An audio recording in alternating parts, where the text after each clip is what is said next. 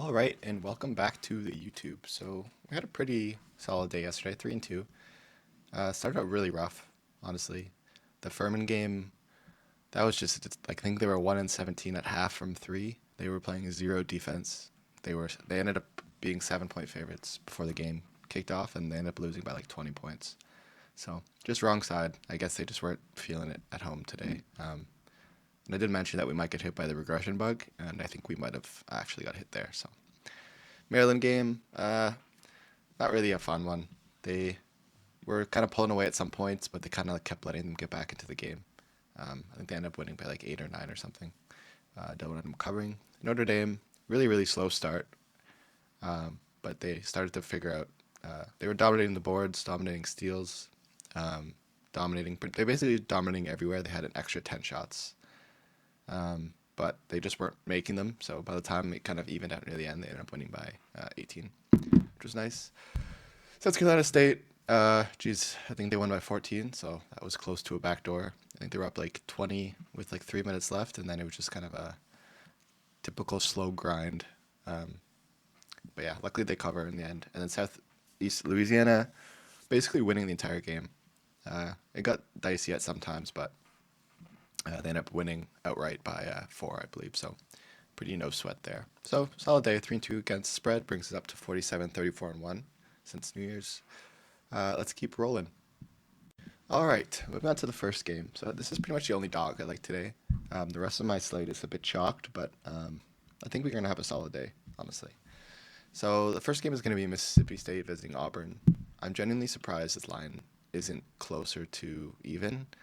If you haven't heard yet, the All Star on Auburn is out, and this is a guy that leads the team in blocks, points, rebounds, and assists. So they're going to be losing out on their guy that averages 10.7 rebounds. Their next best guy in rebounds is 3.7. So they're probably going to lose a lot on the boards this game. Uh, it's 18 points. Next best is 13. Assists 3. Blocks 2.7. No one else on the team really blocks except for Caldwell. I don't know why this line's not. Mississippi State's been pretty competitive in a lot of their games. They're 4-2. They've beaten Pitt. They've beaten McNeese. They've beaten Memphis. They've beaten South Carolina. They beat a team that Auburn almost lost to by 35 points. They beat Vanderbilt. They had a close game against Kentucky. They beat SMU. They beat Utah. They're a good team, Mississippi State. And Auburn, yeah, they're at home, but you're losing out on your best player, and you have 2 games. Your last 2 games were extremely close against much weaker competition in Texas and South Carolina. I don't know. I think Mississippi State's going to show up to this game. Without their all-star, I think this should be closer to even. So give me Mississippi State on the road at 7.5-point dogs. All right, moving on to the second game. So the rest of the 4 games I have are all analysis-based. The Auburn one is just a good spot, I think, for Mississippi State. So Miami, Ohio is heading on the road to Northern Illinois as 12.5 road favorites. So, I don't like road favorites that much, but this just seems like a game where Miami, Ohio is kind of destined to blow them out. So Miami, Ohio is 11-4 in the Mid-American. Northern Illinois is 4-11, which I think is actually pretty high. But I don't, that's redundant. When I look at the stats, really the only thing that NIU has going for them is that they have played a much harder schedule than Miami, Ohio. But the record quality against those teams is atrocious. So record quality is not as impactful to me when you are playing good teams and you're just getting blown out so bad that the strength of schedule doesn't even matter. So I have Miami, Ohio winning this game by 20 points pretty comfortably. They've blown out shittier teams before. If you look at Miami, Ohio's games they played this year, they've played. Hold on. They're coming off a 20-point win over Western Michigan. They're coming off a 8-point win off Ball State, who's a much better team than IU. They're coming off a 14-point win against Buffalo. Uh, 80-point win against some team named Defiance. I don't know who they are. 18 points off over Sacred Heart. They've been blowing out teams, and NIU on the other side has been getting blown out. If you look at their games, they lost to Ohio by 38, Kent State by 18. They lost to a terrible Eastern Michigan team by 4. The only team that they beat is East West by like 67, like a high school team. They lost to Illinois State by 21. They lost to Northern Illinois by 44. This is a team that sucks. And Miami, Ohio, I think is going to go in there and just have fun with their food. Um, Miami, Ohio dominates in every offensive stat and dominates in every defensive stat. Northern Illinois is ranked 360th in offensive efficiency, 346th in defense efficiency, and we matched up against 125th in offense efficiency from Miami, Ohio, and 178th in defense efficiency for Miami, Ohio. This just seems like a mismatch.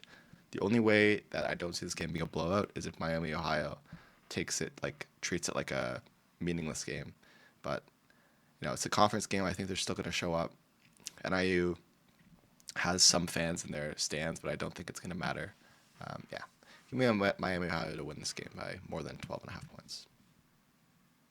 All right, moving on to game number 3. We have Missouri heading on the road to Florida as 10-point dogs.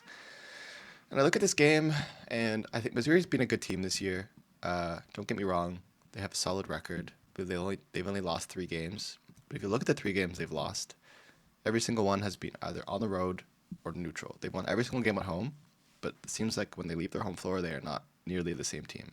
They lost to Memphis by 8 on the road. They lost to They lost to Illinois on a neutral court by 3.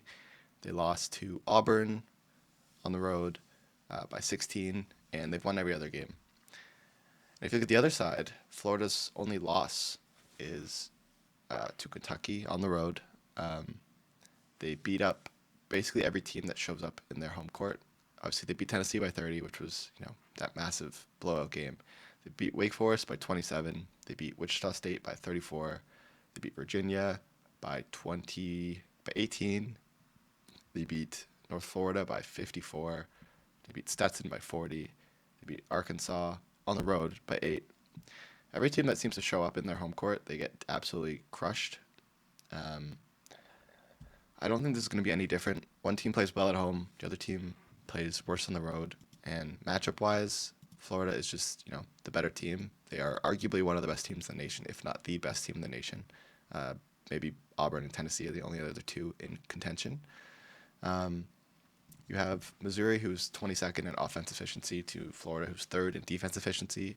They basically won't let Missouri shoot threes, which is what they like to take the most. And they also like to take near basket shots, which Florida defends at the 5th best. 3-point, they defend at the 1st best in the nation. So the 2 shots that Missouri likes to take, Florida can defend incredibly well. The only thing that Florida is bad at it is, they give up a lot of turnovers. But I don't think that's going to be enough, in this setting for Missouri to cover the number. On the other side of the ball, Florida likes to take threes, near basket shots, and they get a lot of points from steals and second chance opportunities. All 3 things they're going to have an advantage of. They're 75th in 3-point percentage. Missouri is 265th in 3-point defense. Points off steals, Florida is 92nd in the nation to 198th for Missouri, 30th in offensive boards to Missouri's 200th on their own boards, 4th in near basket percentage. Everything just seems to point to me that Florida is going to blow up Missouri. And it's kind of a very chalk spot after, a lot of public's going to be in Florida after they beat Tennessee by 30. But I think it's a reasonable chalk spot here with Florida at home. So give me Florida to win this game by probably 15 to 20 points. All right, moving on to game number 4. We have Ohio State going on the road to visit Wisconsin. So Wisconsin's been kind of a wagon this year. They've been one of my favorite teams to play. They're 13-3 this year. Ohio State is 10-6. And if you just look at the matchups, I have Wisconsin probably winning this game by 9, maybe 10. But the thing I always love about Wisconsin is in these really tight games, you want to have teams that are good at the line. And Wisconsin is going to get a lot of free points this game. They're 47th in free throw attempts per game, and Ohio State fouls a lot. They're 255th in free throws allowed. That alone is enough for me to want to take this line. But if you look at the matchups, Ohio State likes to shoot mid-range shots basically more than anything, and they get some second chance opportunities. But mid-range, Wisconsin defends it at the 25th best, so I think they're not going to get a lot of free shots there. Three-pointers, Wisconsin defends it at the 34th best. They don't give up really any points off of second chance opportunities or steals. The only place where they're bad is in the paint, and that is where Ohio State takes their fewest shots, 239th out of their shots. So I don't think they're going to be able to score very easily. Like Ohio State is more of a defensive team. I agree, but in this home court advantage with a much better Wisconsin team, um, I just think Wisconsin's going to find ways to score. Uh, I think they're going to probably live in the paint, occasionally take some threes, get some second chance opportunities, get fouled a lot, make a shit ton of free throws. They are, again, the best team in the league, in the nation, in free throw percentage. Yeah, I think this is going to be a grindy game, but I think Wisconsin at home is the better team. We're getting a relatively short line, and yeah, I think the free throw is going to be the difference this game.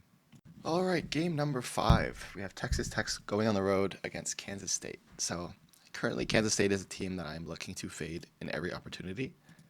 They have been really bad, and I bet it for them to cover once, and they lost by like 20.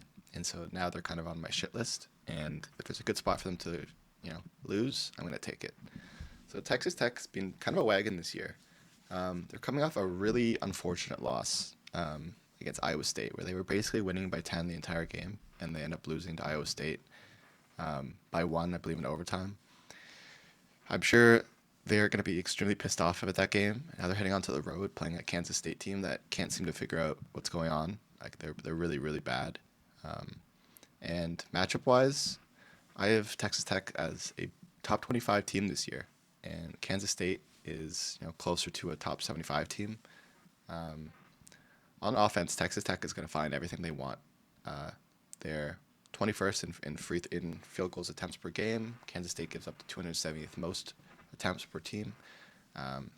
Field goal percentage 14th to Kansas State's 158th on defense. I think Texas Tech's going to drain threes. They're going to drain near basket shots. They're going to get a lot of second chance opportunities when they miss. And even though Kansas State has a decent home court advantage, I don't think it's going to be enough here. If you look at Kansas State, they like to shoot near basket. They're going to have some success there against Texas Tech that doesn't defend the paint that well. But they also really like to get points off of steals and second chance opportunities. And Texas Tech is pretty good on their own boards. They're 73rd in the nation at limiting second chance opportunities. And they're 88th in steals, so they don't really give you a lot of free points. Yeah, I think Texas Tech is going to be in not a revenge spot, but a bounce back spot. That's a really frustrating loss. I don't think they're going to want to let that happen again. They're going to lock in for a full 40 minutes. This Kansas State team, who is 7-8 in Big 12, they are 0-3 in conference play. They are just a bad, bad team. I don't know what's wrong with them. They'll probably bounce back eventually, but I don't think Texas Tech is a matchup. I have Texas Tech winning this game by 10. I think they win by more than that. Give me Texas Tech minus 6.5. I like it up to 7.5. I think the line has moved to 7. All right, and those are the 5 games that I like today. I kind of also like Marquette today against DePaul. I think DePaul are frauds, but I don't. It's my 6th favorite game today. If you were looking for one more game to bet. So the 5 games we have today, we have 3 7 p.m. games and 3 9 p.m. games. We have Mississippi State 7.5 underdogs at 7 p.m. We have Miami, Ohio as 12.5 point favorites on the road. At 9 p.m., we're going to have Missouri at Florida. We're going to have Ohio State at Wisconsin and Texas Tech at Kansas State. These are all kicking off at 9 p.m. So these are the 5 games I like today. I really, really like this slate. I'm hoping you don't get snake bitten here, but just looking at these 5 matchups, it's kind of chalky, but again, I think it's reasonable chalk today. So yeah, these are the 5 games I like today, and thank you so much for watching. If you're not subscribed yet, please subscribe. I try to post every single day. Probably going to start posting NBA, NHL, tennis content. Those are all kind of stuff that I like to cap on my spreadsheet, which you can see in my bio. If you have any questions, leave them down below, and I'll be sure to get to them as soon as I can. Cheers.